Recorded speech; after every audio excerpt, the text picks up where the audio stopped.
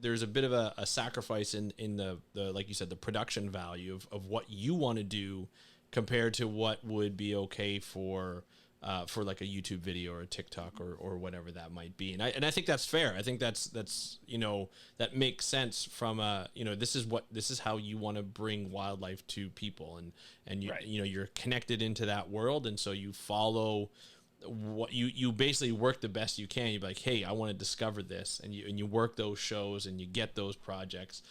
What was your you've done a lot.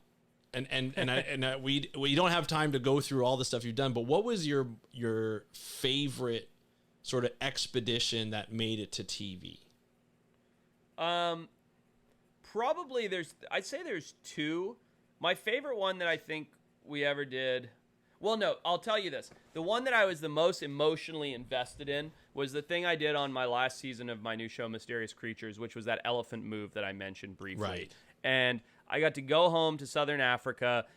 There was this herd of rogue elephants that were killing people that the government of Mozambique wanted to euthanize because, it's really cheap to shoot a bullet and kill an elephant.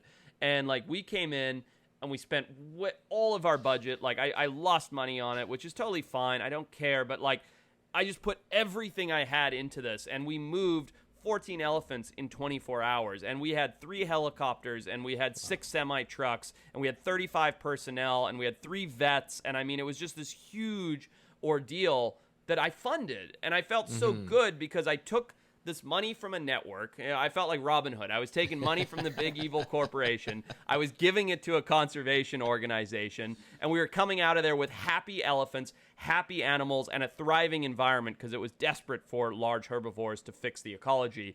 And so it was like this trifecta of good conservation, and I just felt so good. And on top of that, just elephants, right? They're so big. They're so emotive. They're just these huge, magnificent creatures that are dwindling year after year, and it just felt so good. And it wasn't the hardest. We stayed in a beautiful camp. It wasn't like we were in the middle of nowhere the whole time. It wasn't the hardest. It wasn't the most difficult or any of those things. But it was just I had such an emotional attachment and riding these highs and lows of, are we going to kill an elephant? Is somebody going to get killed? What's going to happen? And fortunately, it all worked out for the best. But boy, was it just an emotional thing. I almost, and I'm not a very emotional person, I almost burst into tears when these elephants started to run out from the transport boxes. I almost just lost it. I didn't because I was trying to be tough, but There's a camera on me. There's a camera on me. Yeah, exactly.